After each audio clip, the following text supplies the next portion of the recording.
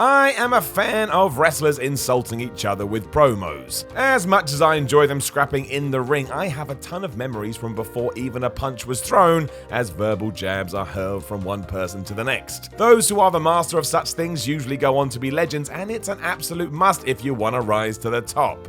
What do you do if you're not given such an outlet but still want to flip your rival off before fighting? Easy. You dress up. While most ring gear is worn to enhance the chosen individual or grab the audience's attention, every now and then it's also donned to take the piss. Often goes over fans' heads because it's not something we look for, but fair play to those who walk this road. It's underhanded, and yet will attract a buzz as and when people catch on. I'm Simon from What Culture, and yes, this is 10 wrestlers who insulted their opponents with their attires. Number 10, Rick Rude. A common practice of Rick Rude, his airbrush tights usually served to boast how much he loved his own face. Raw saw himself as the height of manliness, and if anyone didn't live up to those standards, he was gonna run them into the ground. Given that no one ever did achieve such goals, it meant the human race in its entirety was fair game. This all changed when he faced off against Jake Roberts. To really get under the skin of his rival, Rick had Roberts' wife adorned all over his legs, and my word did it annoy the snake. And no, I don't mean that how it sounds. Revealing these at SummerSlam as he took on the Junkyard Dog, you would presume Rude thought he would get away with this as he had a match with someone else. Jake should have been nowhere to be seen. That was not quite what happened. As soon as he laid eyes on these, Roberts was out at ringside quicker than Emelina went back to being Emma, and he put a beating on the ravishing one that was as impressive as it was heated. I mean, he whooped him good. It was the continuation of an awesome feud that went for months and even includes Sherwood Roberts, the lady in question. They don't make them like this anymore. Number 9, The Miz. Taking a page out of Chris Jericho's book, The Miz set his sights on John Cena in 2009, even though deep down he knew it was never gonna happen. Much like when Y2J went after Goldberg a decade prior, even though Bill didn't want to know, Miz would storm to the ring, challenge Cena to matches, and then celebrate like a wild man when he didn't show up. Within kayfabe, no one had told John about this, obviously, so I guess we were just meant to think he was doing bicep curls or something. The A-lister got his fake record to 7-0 before it ticked off the future Hall of Famer enough that he agreed to take on The Miz at that year's The Bash.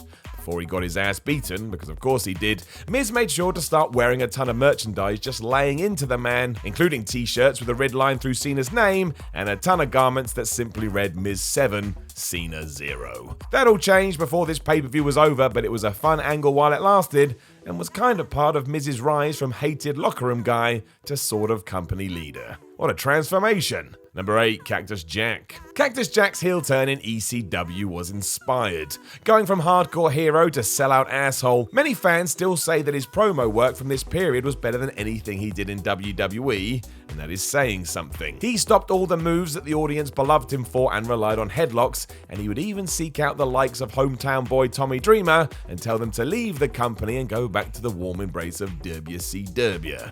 Given that fans of the Extreme hated Eric Bischoff's outfit, it sent them into a rage. The real treat was the shirts he started to wear, however. One simply had WWF and F smashed all over the front, which was both a shout out to Vince McMahon and a rip-off of a very popular ECW phrase, and he even came out in one that promoted the Dungeon of Doom. Given how awful they were in their own promotion, this one was other level stuff. The highlight must have been a shirt that simply read "Forgive me, Uncle Eric," and by this point, Cactus Jack had successfully turned the crowd and they wanted to see somebody kick his ass.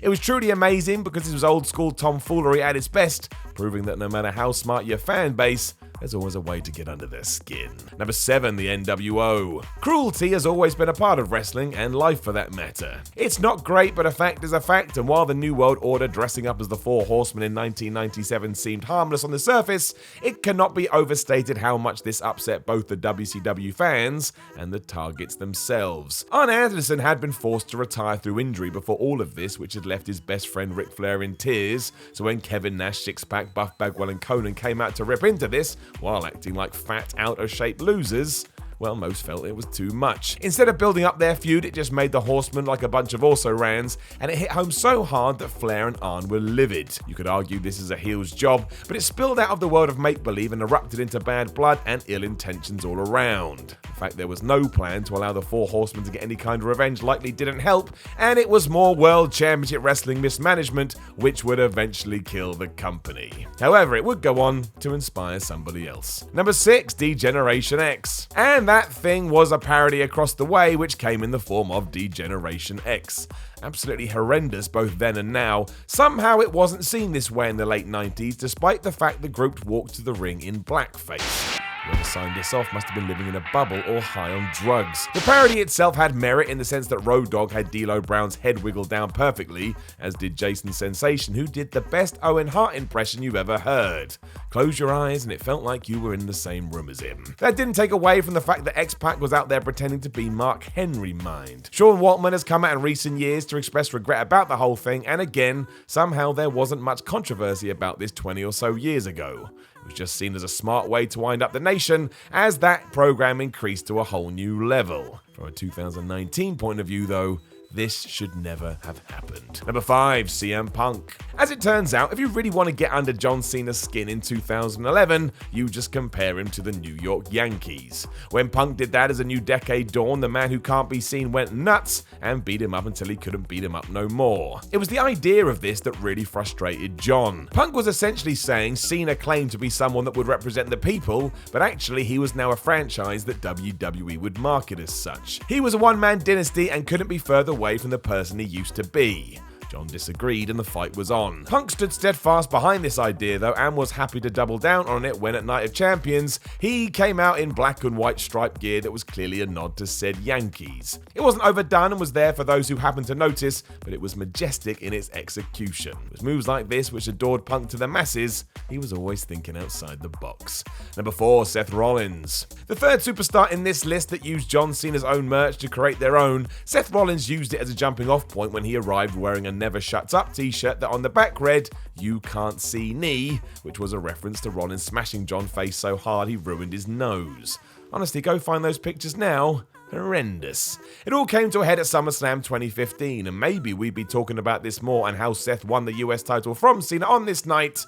It wasn't for the finish. Jon Stewart, of all people, attacked John with a chair to protect Ric Flair's World Championship record, and yes, that was as bad as it sounds. It overshadowed everything and left fans wondering what the hell was going on. As for the original t-shirt itself, well, given how whiny Rollins has been in 2019, maybe he could apply it to himself these days. Comes across like an angsty teenager. Not sure whether that's his choice or Vince McMahon's, but still, truth is the truth.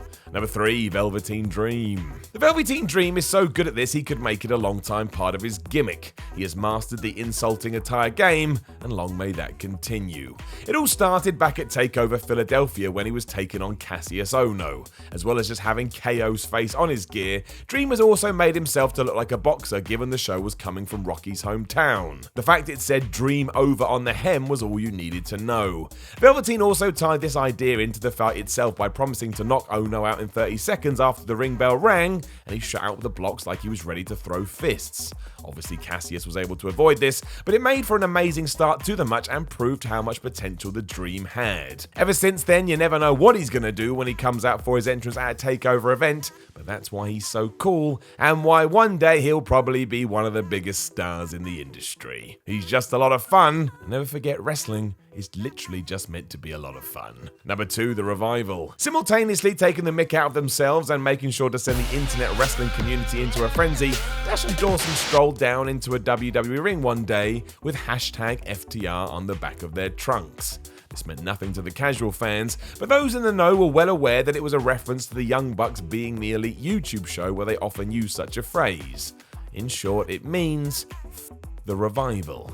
Nice. As much as a nod to that as it was sending a signal that they weren't entirely happy in WWE, this was pushed harder when rumours arrived that the pair had asked for their release. It wasn't granted, but still, something was up. Oddly, after all of this, the Revival actually had some success too. They weren't as good as they were down in NXT, but they did have runs with the Raw Tag Team Championships and were allowed time to have matches. There's still no clue as to what their future holds, but with stunts like this, I gotta say that AEW is in their future. Number 1, Lacey Evans. Whatever you want to throw at Lacey Evans, you can't say that she doesn't get it. When it comes to character, she's on the money, right down to how she treats fans at meet and greets. Looks at them like they're scum, calls them nasty. It's the kind of dedication to a persona we should all respect. It allows you to believe. She continued this when she headed out for her match at Extreme Rules 2019, where she teamed with Baron Corbin to take on Seth Rollins and Becky Lynch. As this was knee-deep during WWE's desperation to let us know that Lynch and Rollins were a real-life item,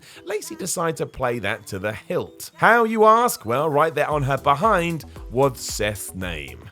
That's right. Clearly wanting to rub the man the wrong way, Evans had her beau's name on her rectum and totally won the evening, even though she lost the war.